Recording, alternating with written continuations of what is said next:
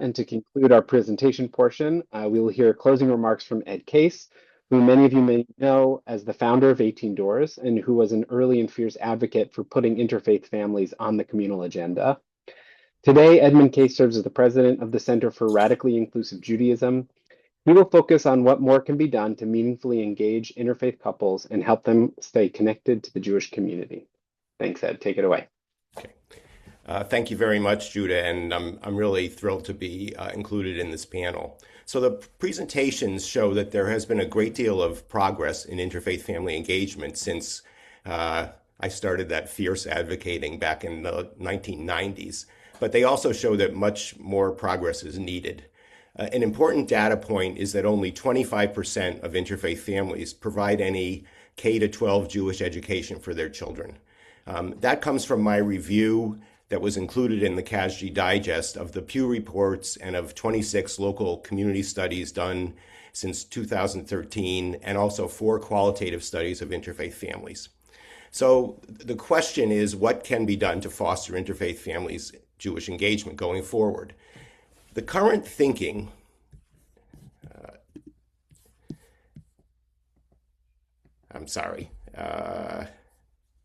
the current thinking emphasizes the importance of belonging. People who have been marginalized won't engage unless they feel that they belong. The Hartman Institute, for example, just last week or the week before, released a white paper on belonging of people who are in interfaith relationships, of converts, of Jewish adjacent people. And they say that communities and organizations are asking whether they are inclusive. Now, belonging is more than feeling welcomed, where one's presence is appreciated as a guest. And all of those surveys that I looked at show that intermarried people feel unwelcome at the same levels as in-married people. And that basically a majority of interfaith families say that they feel welcomed in Jewish communities. But belonging is something more than that. It means that one feels that they are part of a community or a group. Next slide, please.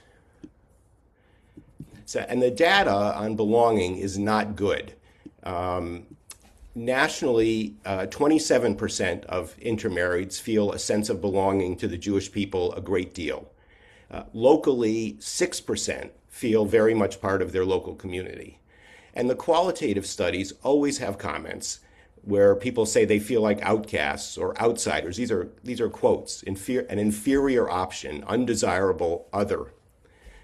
Next slide, please. So inclusion theorists say that inclusion requires 2 things. First is adaptation of attitudes towards the marginalized. And I would ask all of us on this call, what attitudes does the Jewish community express towards interfaith marriage and partners from different faith backgrounds? I think Judah actually introduced this really well with that Mordecai Kaplan quote and said it's still, this is still a lingering, traditional, very negative attitude that interfaith marriage is wrong. And it will mean the end of Jewish survival. Today, I personally, my opinion, agree with Noah Feldman, who wrote a book called To Be a Jew Today, who says that in liberal Jewish communities, the attitude towards interfaith marriage is a concession to reality. I personally feel it's a somewhat grudging concession to reality. And he says, and I agree, that what we really need is a very positive acceptance. And the second thing that inclusion theorists say inclusion requires is adaptive change in the system in which people will engage, from policies that restrict participation to policies and programs that encourage participation. Next slide, please. So,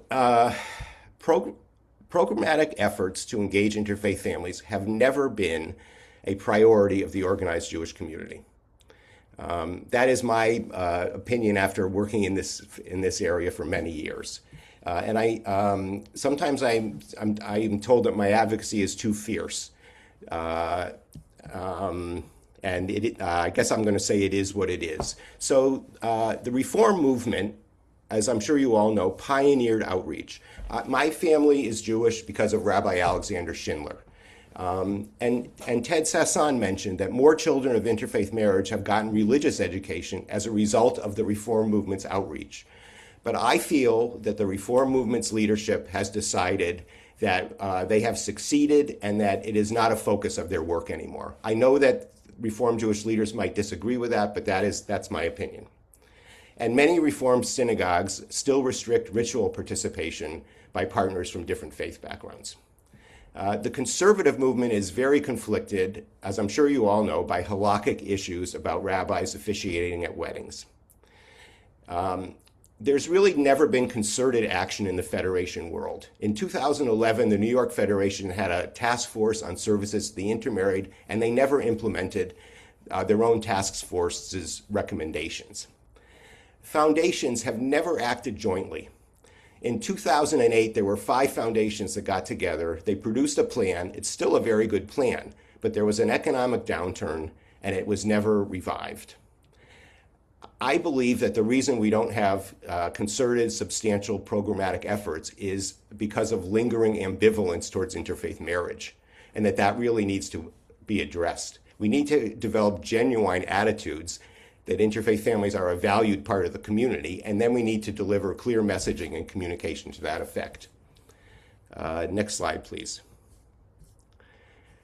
So in terms of what programmatic efforts there are, there's no field of engaging interfaith families. Sophie just alluded to this. There needs to be. There are some programs that exist. HMI, as Shana pointed out, one goal of HMI is that both partners, and since 75% of those couples, one of the partners is not Jewish, feel belonging in Jewish communities. And they are achieving it, and that is great. But HMI is one part of the ecosystem. And Togethering and Embark also are focusing on a particular age and stage of life group. There are some synagogues, some JCCs that have programs, but there is no comprehensive array aimed at all age and stage of life groups and issues. And there's no national networking or coordination that there could be if there was a field that was built. There is one federation in Cleveland that has a comprehensive local program called J-Hub. I think that Rabbi Melinda Mersak is on the call who runs it. Every community could have a J-Hub, and all of those local programs could be part of a national network. That's something that I think would be ideal. We tried to do this at Interfaith Family. At one time, we had 7 local offices with rabbis in 7 cities, but it failed for lack of funding. And lastly, there could be a national organization to provide professional development and resources, like what at least part of what CASJE does for LGBTQ plus Jews. They could do research on what attracts and engages interfaith families. They could help to see equal parenting integrated into the programming, what Karen McGinnity is advocating for. And as Sophie indicated, 18 Doors, I believe, I understand, hopes to be this field builder and is seeking support for that. The bottom line in my feeling is that there has never been a concerted, substantial effort to engage interfaith families, but it's not too late. Thank you.